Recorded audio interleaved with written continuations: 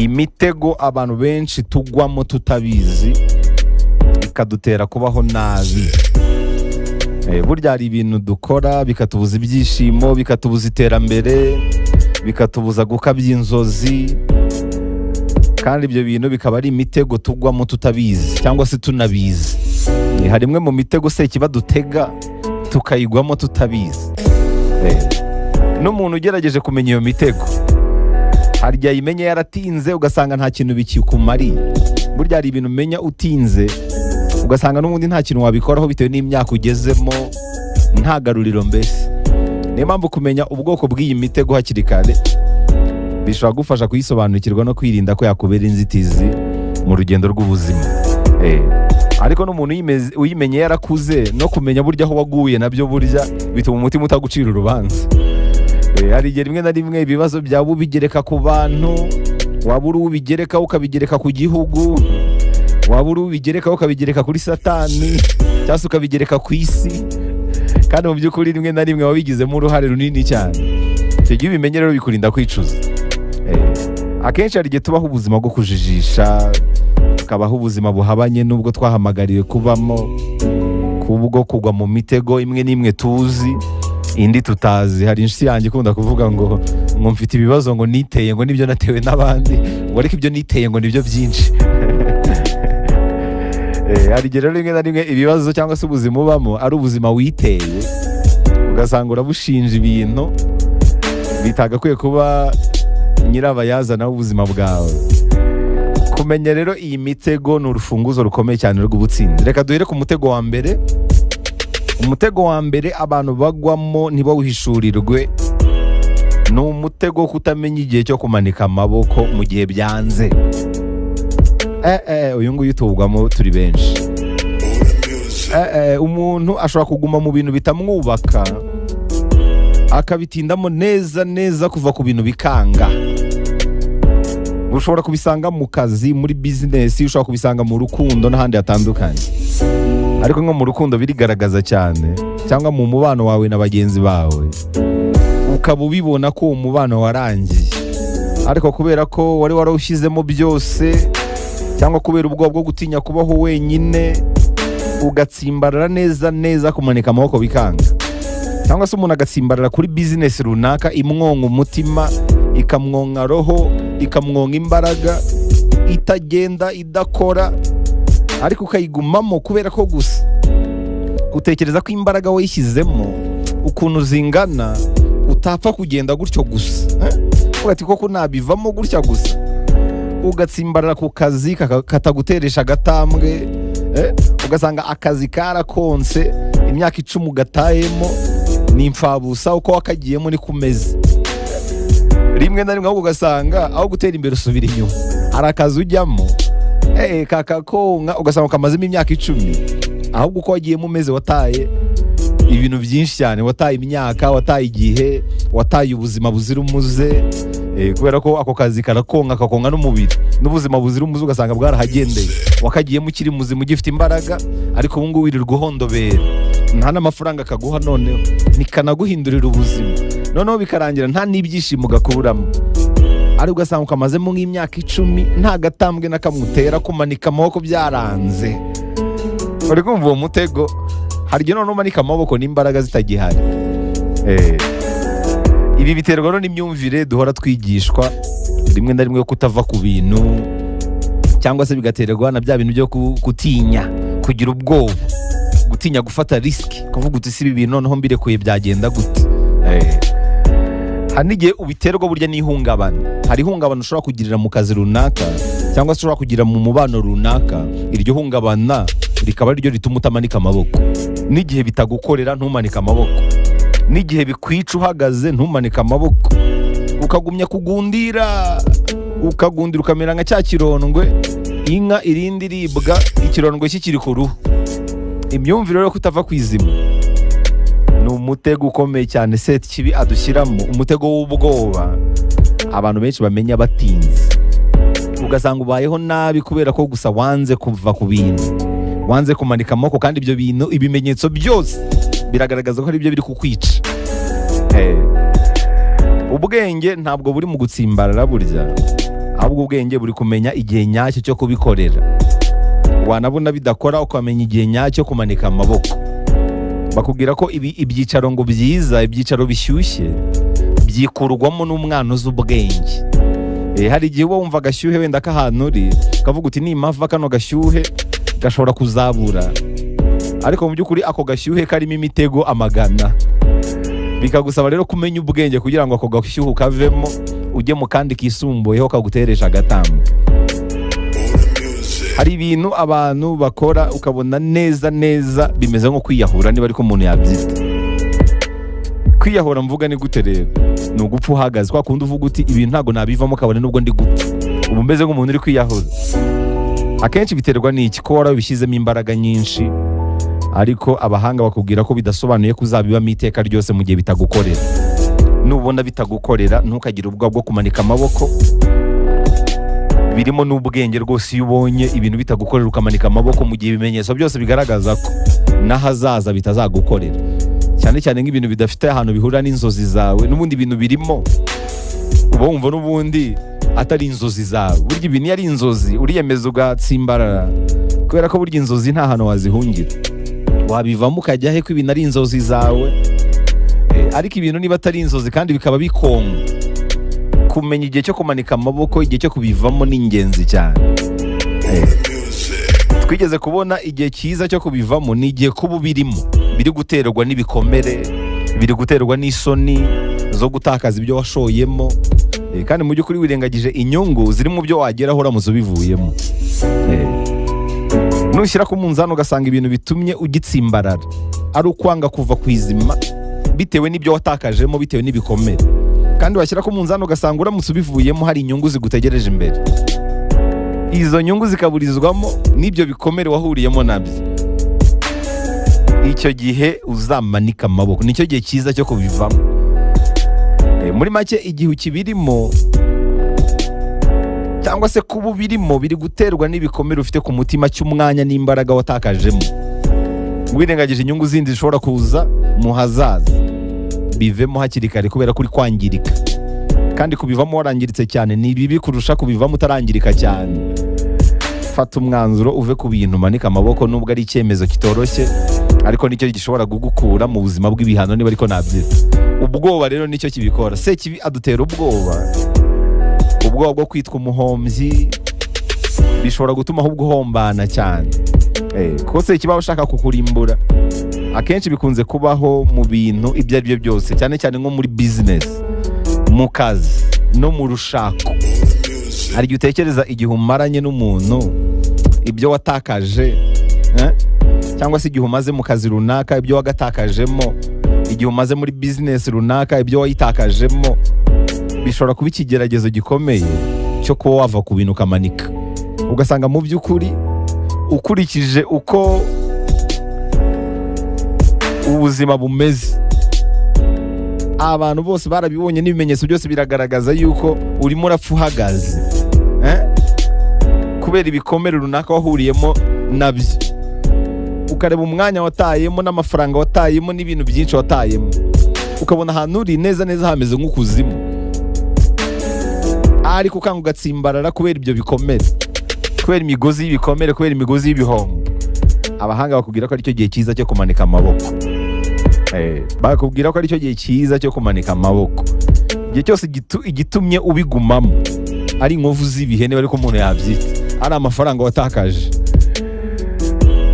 ari imbaraga washoyemo, ari ubuto bwawe wabishoyemo, igihe ari byo byonyine ushingiraho. Muri make ibintu urimo ntabwo n'ubundi ukibibona nk'inzozi zawe, aho ngaho umanika amaboko. Kubigumamo ni bibi cyane kurusha kumanika amaboko rwose. Amahirwe ubundi buzima bw'ejo hazaza, kandi ubikore hakiri kare, urengere ahazaza heza. Mu mizo ya mbere biragorana, ariko iyo umaze kubivamo umera nk'umuntu uhumutse, ukabona ko wari uri gupfa uhagaze. Urundi rugero rushobora gutuma abantu bagwa muri uyu mutego, reka dufate nk'umuntu wize amashuri ye abanza neza akajya mu yisumbuye, ariko kubera ikigare cya bagenzi be n'inama z'abantu be ba hafi, agashiduka yarahisemo nko kwiga ibintu adakunda. Ibi ngibi byagiye biba ku bantu benshi cyane. ugasanga ukurikiye abandi bantu kubera ko wenda iri shama ari ryo rigezweho. Hari nk'abantu nzi bagiye bajya nko mu bintu by'ubwubatsi kubera ko byari bigezweho icyo gihe, abantu bose bari kujya mu bwubatsi ngo niho harimo akazi, ngo niho harimo amafaranga. Mu by'ukuri mu mutima we afite ibindi bintu akunda, arashaka kuzaba umuganga, ariko ababyeyi bakamubwira bati hoya nitwe tukurihira ajya muri ibi ngibi. Ugasanga bigiyemo mu by'ukuri atabikunda, arabyize arabirangije mu gisumbuye, noneho no muri kaminuza nta yandi mahitamo afite, agomba kubikomeza muri kaminuza. Uri kumva ibyo bintu? Nyuma rero y'ibifaranga byose yatakaje muri ibyo bintu yize, nyuma y'uko iwabo biriye bakimara bakagurisha hafi ya byose kugira ngo arangize amashuri, tuvuge ko kwiga ubwubatsi byamutwaye nk'imyaka 7. Nyuma yo kubyiga akaba amaze indi myaka 7 ari byo akora, ariko mu by'ukuri ntabikunda. Kandi burya iyo ukora ibintu udakunda nta nubwo binoza neza, iyo utabinoza nta nubwo bitanga umusaruro.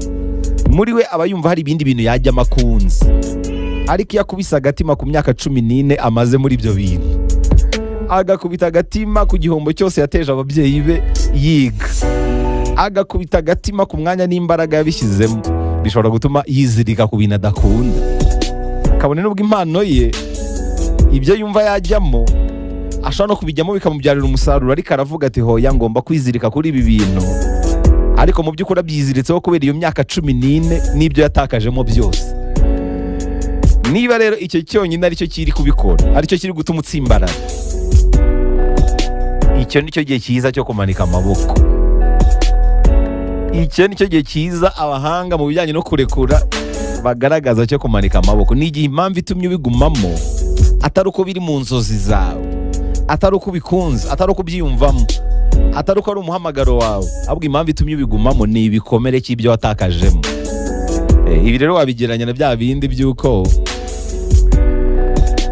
hari igihe umuntu yisanga mu mwobo wenyine. Muri make n'ubu uri gucukura ukisanga mu mwobo wenyine, ntabwo ukomeza gucukura, ahubwo imbaraga usigaranye uzimara uva muri uwo mwobo. Iyo wisanze ikuzimu wenyine, ikuzimu ntabwo uhagararayo. Nugera mu bintu ugasanga noneho ahantu ugeze ni ukuzimu, nta kintu cyiza kikirimo, ahubwo ni ibikomere gusa by'imvune wagiye uhuriramo nazo. Urimo urapfa uhagaze, bivemo hakiri kare. Gukomeza gushyira imbaraga mu bintu bitagukorera bimeze nka kwa kundi wa mugani umuntu yibwa inkoko akajya kwishora mu rubanza, byonyine ikiguzi cy'urwo rubanza ugasanga cyagura inkoko 100, ariko agakomeza agatsimbarara akaburana umuhenerezo kubera igikomere yatewe no kwibwa inkoko imwe n'urugero. Cyangwa se ugasanga agurishije inka kugira ngo azatsinde urubanza rw'umuntu wamwibye inkoko, aba ari guhombana kurushaho. Rero hano n'igihe ushora iyo nka bikarangira urubanza rutsinzwe, ugataha amaramasa rwose, ukazatanga n'amanda arenzeho. Ahubwo mu gihe rero uri guhomba cyane kurushaho, aho kubigumamo wamanika amaboko, wamanika amaboko rwose. Impamvu ibi bintu rero biri hejuru gato y'imitekerereze nuko abahanga mu by'imitekerereze bavuga ko abantu mwene muntu aha agaciro igihombo kurusha ukuntu aha agaciro inyungu. Kuba abantu tudafata inyungu n'igihombo mu buryo bumwe nibyo bintu bituma abantu batava kwizima mu bintu bitakirimo agasukari na gatoya. Nigeze kubaha urugero, uramutse ukennye bya bindi bya nyuma, bosi wawe akaguhamagara nko ku kazi akakubwira ati ngwino nguhe 100,000 urebe ukuntu wirwanaho ubona ibyo guteka. Mu gihe ukiva mu rugo ugeze ku kazi, wagera ku kazi ugasanga ya mafaranga bosi yari afite amaze kuyatanga ku bindi bintu byihutirwaga. Ndakubwiza ukuri, umubabaro wagira waba wikubye kabiri uwo wari ufite mbere yuko bosi aguhamagara. Impamvu ni ukubera iki? Uhaye agaciro igihombo cyane kurusha ikindi kintu icyo ari cyo cyose. Uri kumva ibyo bintu?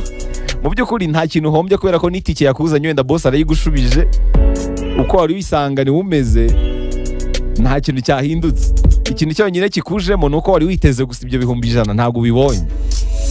Uzi kugira ngo bosi akugarure muri mudu ni uko aguha ubwikube kabiri bwa yandi yari yakwemereye. Nicyo kintu cyonyine gishobora gutuma uticuza.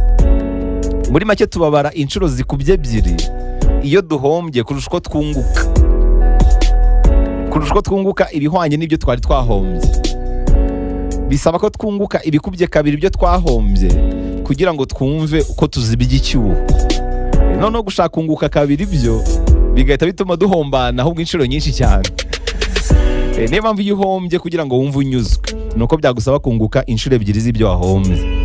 Mu gushaka kunguka inshuro ebyiri rero uratakaza kurushaho. Niyo mpamvu dutsimbarara ugatsimbarara nko muri business yakunaniye byanze burundu, ugakomeza ukayishoramo ugira ngo uzunguke inshuro ebyiri z'ibyo wahombye, bikarangira uhombana ahubwo cyane. Ibi wari uzi ko ari nabyo byihishe mu mikino y'amahirwe. Nibwo bucurabwenge bwihisha mu mikino y'amahirwe. Mwene muntu ari mu gutsimbarara ku gihombo. Iyo ugiye mu mikino y'amahirwe kubetinga ugashya, ushobora no kugenda ukagurisha n'ibintu byose wari ufite kugira ngo ugaruze inshuro ebyiri za yandi wahombye. Abantu benshi bacuruza bino bintu by'imikino y'amahirwe naho ngaho bategera abantu. Bazi uko ubwonko bw'umuntu bumera, aha agaciro igihombo kurusha inyungu. Kandi iyo ahombye aba ashaka kunguka inshuro ebyiri kugira ngo yumve mu mutima we hajemo akantu k'umutuzo. Agahombana rero ugasanga umuntu yarashiriwe, arimo ashaka kuzagaruza yandi yahombye. Noneho kuhomba cyane n'aba bantu badutuburira, abangaba bakora ibintu bya scam. Ikintu akora akakongoshyushya akaguhombya. Iyo yaguhombeje ntabwo ushobora kuva ku bintu, wagira ngo ubwenge buhita butaha, ubwenge buhita bugenda, ntabwo wongera kugira ubwenge ngo umenye ko uwo muntu ari kugutegera mu gihombo. Iyo wahombye kugira ngo wumve unyuzwe nuko bigusaba kunguka inshuro ebyiri za yandi wahombye. Uko gushaka kunguka inshuro ebyiri rero ugashoramo utwaro ufite, noneho akakurya akakumara, ukazashigana nta n'urwara rwo kwishima. Uzareba ibintu byinshi ngo bya piramide, ibi bintu byinshi by'abantu ngo bashyiramo ngo amafaranga ngo ejo ngo bakazamwungukira, akenshi niko biturangiza. Bidutegera kuri uko kuntu ubwonko bwacu bumeze bwo guha agaciro igihombo kurusha guha agaciro inyungu. Uhombana inshuro ebyiri rero mu gihe gitumye uguma mu bintu runaka, ari igihombo cyabanje, ari igihombo cyahahise wanze kuvirira. Uyu rero ni umutego ukomeye cyane. Niyo mpamvu mu gutsinda uyu mutego bisaba imbaraga. Byaba byiza gufata ibyemezo ugendeye ku nyungu z'ahazaza kuruta kuba ku gihombo cy'ahahise. Nibwo buryo bwonyine bushobora gutuma utsinda uyu mutego abantu babamo. Igihe ku munzani w'ubuzima usanze inyungu z'ahazaza cyangwa se inyungu za none cyangwa ibyishimo by'ahazaza ari byo biremereye kurusha igihombo cy'ahahise, hita ufata umwanzuro umanika amaboko. Muri make ntugatamba ahazaza hejuru y'igihombo cy'ahahise. Gushaka kugaruza ibyo watakaje bituma umuhomba byinshi wagakoresheje ushyikira iby'ahazaza. Niba inzira urimo uhingukiye ikuzimu, ntugatindeyo, ntugahagarareyo. Ntabwo uhagararayo, ntabwo utindayo. Igihe cyose wisanze kuzimu, manika amaboko, irukanka, vuduka. Igihe cyose wisanze mu mwobo, wikomeza gucukura. Ntukite ku mbaraga watakaje ucukura. Ugomba rwose gufata umwanzuro ukavuga uti ibi bintu mbivuyemo kubera ko ubuzima nimo bumeze nk'ukuzimu. Uwo ni umutego wa mbere rero. Umutego wa kabiri nawo by'umwihariko urumvikana, ni uwo gutinda gufata icyemezo cyangwa se gutinda gufata umwanzuro. Abantu benshi tugwa mu mutego wo gutinda gufata umwanzuro, bikarangira twisanze twarakererewe cyane ku buryo umwanzuro ari wose twafata nta musaruro ufatika uri butange. Iyo utinze gukora amahitamo birangira ibihe biguhitiyemo, kandi ibihe biguhitiramo nabi. Hari ijambo ryandura ubuzima rivuga ngo jya uhitamo hakiri kare mbere y'uko isi iguhitiramo. Hitamo ubuzima ushaka kubamo niba udashaka ko isi iguhitiramo ubuzima ubamo. Ikintu rero kibabaje ni uko isi yiguhitiyemo, iguhitiramo nabi, iguhitiramo ubuzima bw'imiruho. Niyo mpamvu Imana yaduhaye amahitamo. Dufite uburenganzira bwo kwihitiramo ibyiza cyangwa Satani akaduhitiramo ibibi. Nutihitiramo ibyiza rero, Satani azaguhitiramo ibibi. Nta kintu gituma mwene muntu abaho ubuzima bw'ibihano nko guhitirwamo n'ibihe ku bintu yashoboraga kwihitiramo we ku giti cye mu gihe gikwiye. Niyo mpamvu gutinda gufata icyemezo ku ruhande rumwe. Hari igihe wenda ku bintu binini biba byiza ko ubyitondera, cyane cyane kuri bya bintu bisobanuye ikintu kinini mu buzima bwawe. Ariko iyo bikabije bishobora kubyarira ibisusa, niba ariko umuntu yabyita. Hari n'abantu batinda gufata icyemezo hari indwara yitwa decidophobia, hari indwara yo mu mutwe yitwa decidophobia. Ni indwara yo gutinda gufata icyemezo cyangwa se gutinya gufata icyemezo. Wari uzi ko hari abantu barwara iyi ndwara? Iyi ndwara kenshi iterwa no kuba warigeze gufata nk'icyemezo wenda ukiri mutoya bikarangira kiguteje ingorane zikomeye, cyangwa se ukareba nk'ibihe umuntu yanyuzemo yaba muri filime cyangwa mu buzima busanzwe agafata icyemezo kikamugiraho ingaruka zikomeye, ugahita urwara iyo ndwara yo gufata icyemezo, ugakora wifitemo iryo hungabana. Wanaba mukuru, igihe cyose ugiye gufata icyemezo cya gikomere kikakugarukira, kikagukurikirana rwose, ukisanga watinze gufata imyanzuro cyangwa se ugatinya gufata ibyemezo bya nyabyo, cyangwa bikarangira nta n'icyemezo ufashe. Isi rero irakubona iguhitiramo, kandi iyo iguhitiyemo iguhitiramo ibyo udashaka. Nicyo kibazo cy'isi. Iyo udahisemo ubuzima ushaka kubamo, isi iguhitiramo ubwo ibona bukubereye. Ikibabaje ni uko ubwo ibona bikubereye buba buhabanye cyane n'ubwo wifuza. Niyo mpamvu kudafata icyemezo ni bibi cyane kuruta gufata icyemezo ugasanga wakibeshyeho. Kwibeshya byibuze wabikuyemo isomo, ntabwo wamenya ko ibintu bikora cyangwa bidakora utahisemo. Ariko kudafata icyemezo nta somo na rimwe ubikuramo, kandi ho nabihaye amahirwe ngo urebe ko binakora byibuze. Umutego rero wo gutinda gufata icyemezo ni umutego mutindi ushobora kudushibukana mu buryo ubwo ari bwo bwose. Uwo ni uwa kabiri rero. Umutego wa gatatu ni umutego wo kwihagararaho. Ibi ushobora kubibona n'igihe umuntu yatinye gusobanuza nk'ibintu runaka, ibintu atazi, cyangwa se gusaba ubufasha. Kwihagararaho mu gihe hari ikintu utazi, kwihagararaho mu makosa, ni umutego. Burya aho kubifata nk'amahirwe yo kwiga, hari igihe ubifata nk'aho harimo igisuzuguriro, cyane cyane kuri bya bintu utazi, bikarangira utamenya ikintu runaka utazi kubwo kwihagararaho gusa. Cyangwa se kwihagararaho mu gihe hari amakosa yawe umenyeshejwe, aho kuyafata nk'amahirwe yo gukosoka, ukamara umwanya wawe uhanganye n'abatangaje ayo makosa. Iki ubwacyo ni ikimenyetso cy'umuntu waguye muri uwo mutego mu buryo bumwe cyangwa ubundi. Ubundi umuntu w'umunyabwenge ntabwo yihagararaho mu makosa, ahubwo yakuramo isomo agasaba imbabazi, ubuzima bugakomeza. Ikimenyetso cye rero cy'ubuswa ni ukwihagararaho no mu makosa. Tekereza ko hari n'umuntu wihagararaho no mu bihe bibi, ugasanga nk'inzara imumereye nabi yanamuhitana yatinye kwaka ubufasha. Hari n'abihagararaho mu kugerageza ibintu bishya, kubwo gutinya amaso y'abantu, kubwo gutinya kugaragara nk'umunyantege nke, ugasanga yihagazeho no mu mafuti. Iteka ryose iterambere rirambye risaba ko rimwe na rimwe wirinda kwihagararaho ngo ukabye, yaba mu byo utumva neza, mu makosa n'ibindi, ahubwo ukabifata nk'amahirwe yo kugukuza kurushaho. Intego nyamukuru y'ubuzima ni ukwiga ugamije gukura kurushaho. Shyira ku ruhande rero ikintu cyose cyatuma udakura, cyane cyane umutego wo kwiyemera cyangwa kwihagararaho. Abantu benshi rero dushobora gutindahazwa no gukabya cyane mu kwihagararaho. Uzi neza umuntu wakubera akabando k'iminsi mu mushinga runaka, ariko ukihagararaho, kumva utamugisha inama, kumva utamusaba ubufasha, ubwabyo ugasanga wibujije amahirwe kubera gusa ako kantu. Undi mutego wa kane ni umutego wo guhatiriza igihe. Guhatiriza igihe, guhatiriza ntabwo ariko ari bibi buri gihe, ariko nubigira amahitamo ya buri gihe mu rugendo rw'iterambere cyangwa se mu rugendo rwe rwose, bishobora kugiraho ingaruka. Nta muntu wihuta nk'uwayobye. Iteka ryose iyo ushatse kwihuta cyane, hari igihe birangira wisanze wayobye kubwo guhatiriza. Kwa kundi umuntu aba yarishyizemo ngo iki gihe kigomba kugera byagenze gutya, byanze bikunze. Kubihiga ntabwo ari bibi iteka, ariko akenshi hari igihe bikubera umutego utari ngombwa. Niyo mpamvu nyine babyise umutego. Buno bushakashatsi bugaragaza ko uzabicunge neza iyo uhatirije ibintu. Iyo uhatirije igihe ntabwo bigenda neza nk'uko wabitekerezaga. Akenshi ikintu cyose uhatirije cyane ushobora kubona baringa yacyo aho kubona icyanyacyo.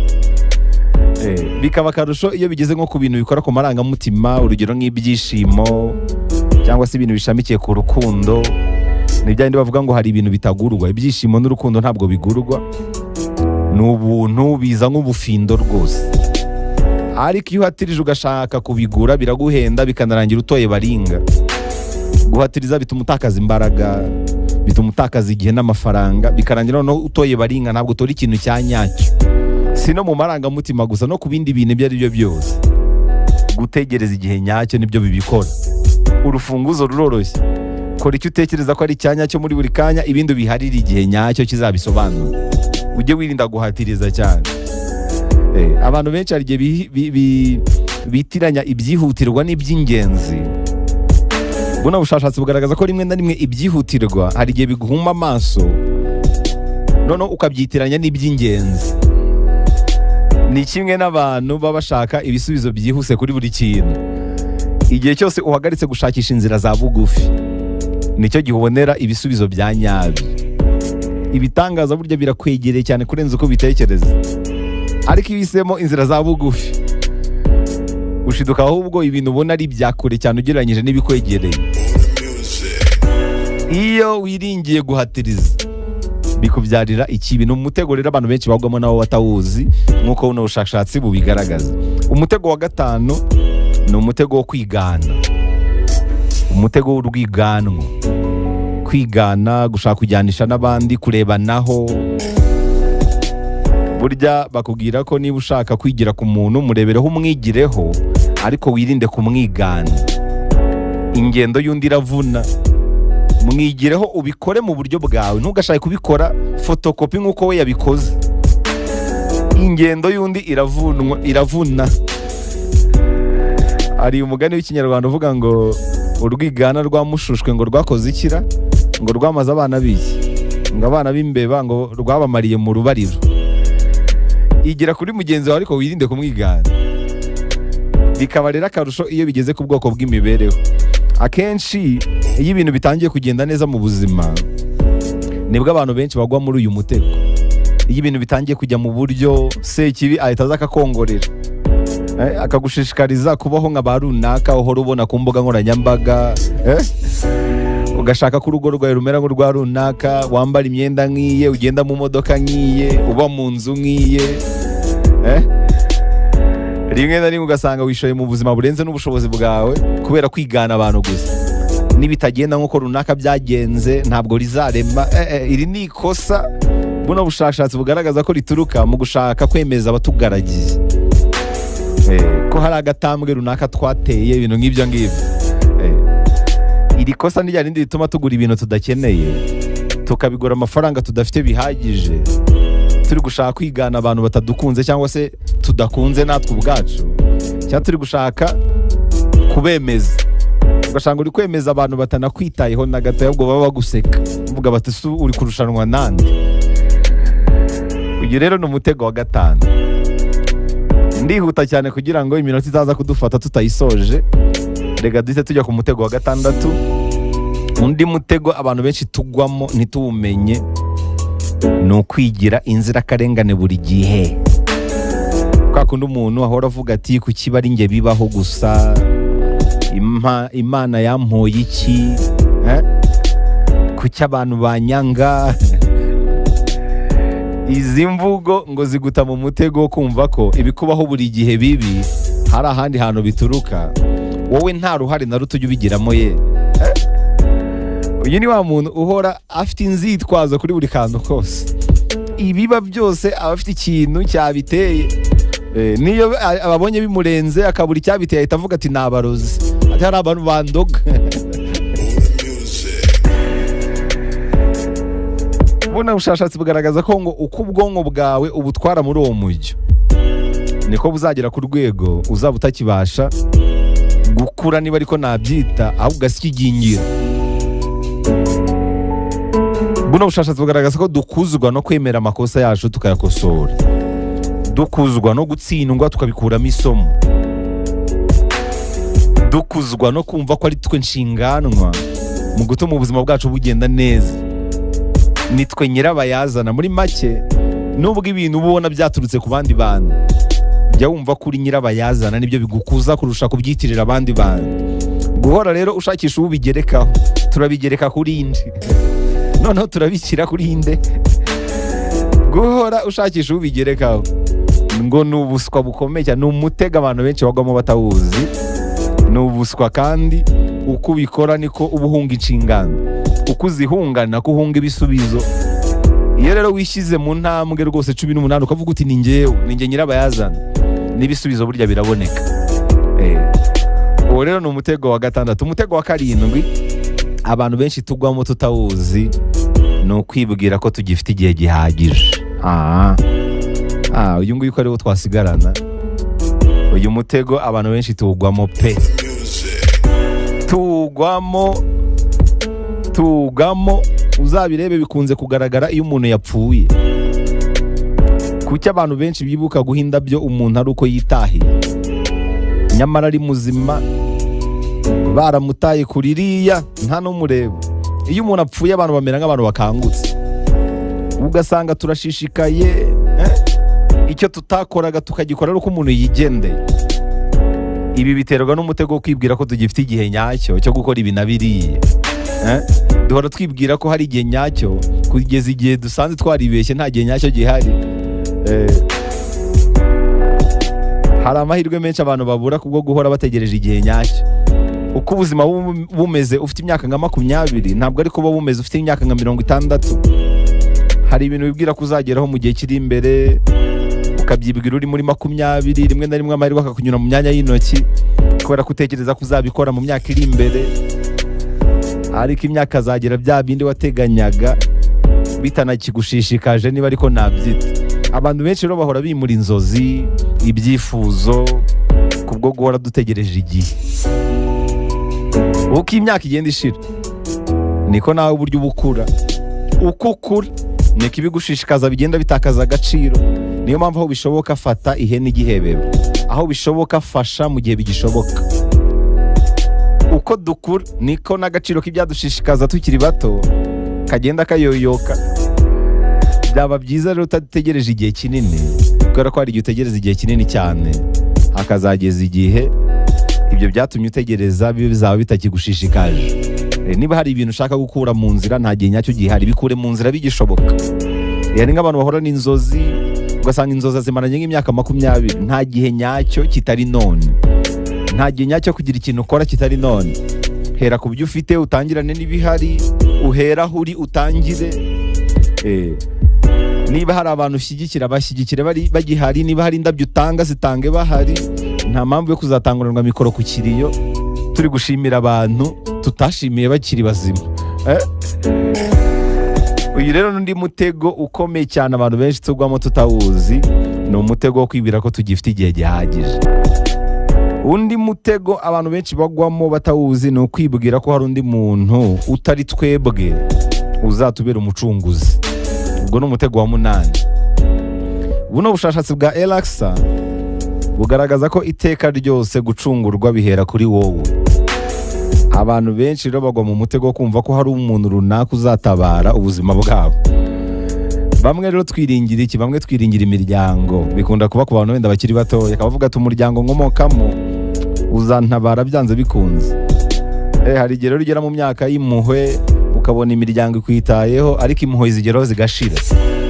Iyo zishize rero nibwo ubona ko wibeshyaga. Abandi bakiringira abana babo, hari n'ababyeyi biringira abana babo, avuga ati umwana azantabara byanze bikunze. Hari igihe umwana umutakazaho buri kimwe, noneho yamara no kugira ahantu agera bikageraho bikanga. Bavuga ati ubwo asoje amashuri rero yose ndabizi ubu niwe ugiye kuntaturura. Akayasoza ahubwo agakubitika kurushaho. N'utwo noneho wamutakajeho twarashize. Icyo nacyo gikunda kubaho. Abandi bakiringira inshuti, bakiringira ikimenyane, kugeza igihe rero utengushywe nibwo ubona yuko waguye muri uwo mutego. Umuntu wenyine ushobora kugucungura ni wowe ubwawe. Iryo ni ihame ugomba kwihingamo. Umuntu wenyine wacungura igihugu ni wowe ubwawe. Umuntu wenyine wacungura isi ni wowe ubwawe. Banza wicungure wowe ubwawe, ni nabwo uzabasha gucungura ibindi bisigaye. Umutego rero wo guhora witeze ko hari umuntu uzashyira ibintu mu buryo ni umutego w'abaringa. Umuntu wa mbere ugomba gutera intambwe ya mbere yo gutuma ibintu bijya mu buryo ni wowe wenyine. icyo wamaze kukishyiramo n'abandi baza baje kugira ikintu bakora baza ari inyongera. Ntabwo ari bo uwo wishingikirijeho. Impamvu bishingikirizaho ni uko wowe udakomeye bihagije ku buryo hari ibintu wagerageza gukemura.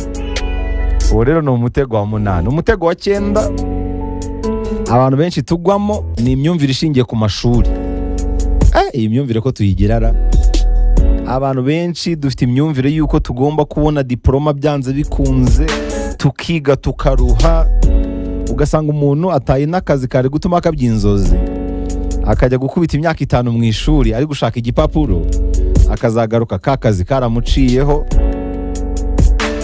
kana atazigera yongera kubona, kandi wenda kameze nkako naya diploma ntigire ikintu mu marira rimwe na rimwe. Buno bushakashatsi bugaragaza ko igipapuro kugishaka ntabwo ari bibi, ariko igipapuro ntabwo ari cyo gisobanura gukabya inzozi. Igipapuro gishobora kukwicaza ahantu runaka nibyo, ariko ubumenyi n'ubunararibonye ugeretseho n'imyitwarire yawe nibyo bizagenda igihe uzamara aho hantu. Kuba umutsinzi rero ntabwo bigisaba igipapuro gusa, ntabwo ari ihame. Hari abantu bisanga rero baguye muri uyu mutego w'ibipapuro. Akenshi biterwa n'igikomere abantu benshi bagira gituruka ku kuba atarabonye amahirwe yo kwiga nk'uko abandi bayagize. Ikintu rero ukwiriye kumenya hamwe n'ubu bushakashatsi, siko abantu bakabije inzozi zose bafite ibipapuro runaka cyangwa se bafite diploma runaka. Hari abantu bumva ko kutagira diploma ari ugutsindwa mu buzima. Icyo rero ni igikomere. Ku rundi ruhande nuko dukura twumva ko kwiga ari ryo hame ryo gutsinda, ukumva ko kutiga nyine ari igihombo, ari uguhomba, nuva uhinduka umuhombyi utize. Niko dukura twigishwa kenshi, ni imyumvire nyine badushyizemo. Ariko abantu bose bagize ubutsinzi muri buno buzima ntabwo ari abize, ntabwo ari abize gusa, ntabwo bari bafite ibipapuro gusa cyane rwose. Hari n'umuntu wibwira ko kuba afite diploma hari ikintu kirenze arusha utayifite, ariko ku ruhande rumwe iyo usesenguye neza hari igihe usanga nta tandukaniro rinini rihari. Diploma ni igipapuro wishyurira umwanya wawe n'amafaranga kugira ngo ukibone, ariko ntabwo ari cyo gisobanuro cyo kuba umutsinzi cyonyine. Hari ubuhamya bw'abantu bagiye bahagararira abandi mu bijyanye no kuba nyambere mu butsinzi kandi badafite ibipapuro. Hari n'abantu noneho bagiye bahagarika gushakisha igipapuro kugira ngo bakabyinzozi. Muzarebe n'amateka y'abantu ba mbere ku isi bakize, bamwe muri bo bagiye bahagarika amashuri, akavuga ati no, amashuri yambuza gukabyinzoza. Ahubwo ibi si ugushishikariza abantu kutiga, ahubwo ni ukwerekana ko igipapuro atari cyo gisobanura ubutsinzi. Hari abantu rero bahagarika inzozi bakajya kwiruka ku gipapuro, ni umutego. Kugira diploma ntabwo ari cyo gipimo cy'ubwenge. Ubwenge ahubwo bushobora gusobanurwa mu nzozi wakabije. Ubwenge ni ukubona icyo ushaka mu buzima kandi mu buryo bukwiriye. Siko buri gihe rero igipapuro cy'urufunguzo rwo kubona icyo ushaka mu buzima. Hari benshi bafite ibipapuro kandi bagowe cyane n'ubuzima. Mu isi y'iki gihe rero ntihazagira umuntu ugukangisha igipapuro. Ubumenyi burandagaye kurenza uko ubitekereza. Hari abantu benshi bari mu kazi bafite ubunararibonye kurenza n'ababyize muri za kaminuza. Abo bari mu kazi bakaba barabikuye nko kuri YouTube. Kuri YouTube hari amasomo n'agasomo, nta kintu kimwe washakiraho ngo ukibure. Upfa kuba ufite ubushake, ufite telefone yawe, biba bihagije.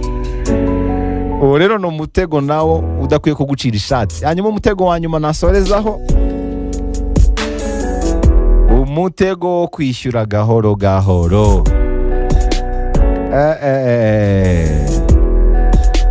Buno bushakashatsi ko budukuye umutima kuri kano kantu.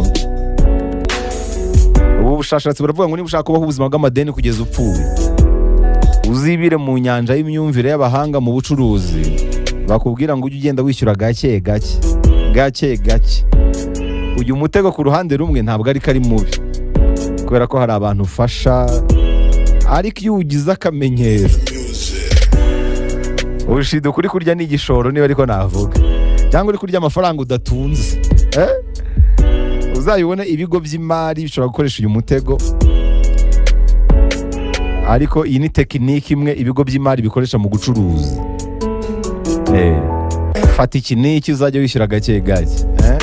Ku ruhande rumwe hari igihe bifasha pe iyo wakoze imibare neza, ariko kubigira akamenyero ni umutego ushobora kuzakugiraho ingaruka. Iyo ubihisemo gutyo bakubwira ko ngo utaba wikorera, ahubwo hari abandi bantu uri gukorera.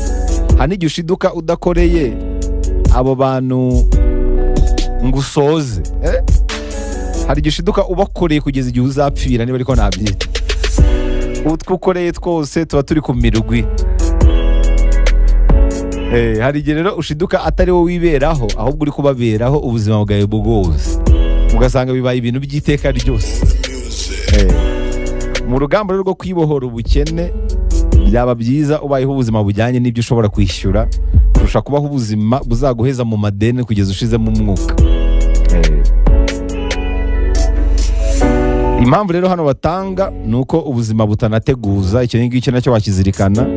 Ejo n'ejo bundi Rurema ashobora no kuguhamagara urimo amadeni. Tekereza aguhamagara urimo nk'ideni rya miliyari, kandi ari wowe wenda ukora wenyine mu muryango.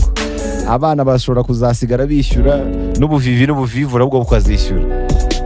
Niyo mpamvu bakubwira ngo kubaho ubuzima bw'amadeni ntabwo ariko buri gihe ari bibi, ariko hari igihe biba ngombwa ko ububamo gutyo kubera icyo ushaka, wenda warakoze imibare neza bikagukundira. Usanga 70% by'abantu bahisemo ubwo buzima, buno bushakashatsi bugaragaza ko ntabwo bigenda neza, ntabwo bigenda nk'uko babitekerezaga. Urumva abantu bigenda nk'uko babitekerezaga mu bijyanye n'amadeni ni 30% bonyine. Umubare munini wo bitagenda nk'uko babitekerezaga. Ntabwo rero ubuzima buhora busa nk'uko bugaragara mu ntekerezo. Iyo uri gufata ideni uba wumva bizagenda neza, ariko 70% biricurika. Ni hahandi rero umuntu wari umugabo atangira gusuhererwa, agasubira ku isuka, agasaba uwo yimye. Urumva se atari mu mutego? Buno bushakashatsi bubishyize mu mitego 10 y'ingenzi abantu bakwiye kwirinda mu buzima, baba bibeshye. Niba 70% batsindwa, 70% baricuza. Ngiyo rero imitego 10 abantu benshi bagwamo, rimwe na rimwe batayizi. Ubushakashatsi bwagiye bugaragaza kuyimenya ni iby'agaciro gakomeye cyane, kubera ko ushobora kumenya uko witwara muri buno buzima bwa buri munsi mu rugamba rwo kurema aremye. Niyo mpamvu ibiganiro nk'ibi ikintu biba bigamije no kugufasha gukanguka kurushaho no gutuma woroshya ubuzima ugendanye n'imiterere y'ukuntu wowe ubayeho, bikanagufasha kwirinda imwe muri iyi mitego. Wanayijyamo ukaba ubizi neza yuko uko ubitekereza rimwe na rimwe bitajyana n'uko isi bikwereka. Urugamba rw'ubutsinzi mu mutwe ruba rugororotse neza, ari umuhanda urimo n'amakaburimbo urimo amapave, ariko mu bijyanye no kubishyira mu bikorwa haba hari imikuki, haba harimo imisozi, biba biterera, biba bimeze nabi. Reka dushimire rero wabajije kuri buno bushakashatsi, dushimire abantu bo muri Elax babukoze, bagira inyandiko nziza, bagira ibitabo byiza. Niba mukunda kubigarukaho cyane tukanabisoma, cyane cyane muri za chapitre zacu.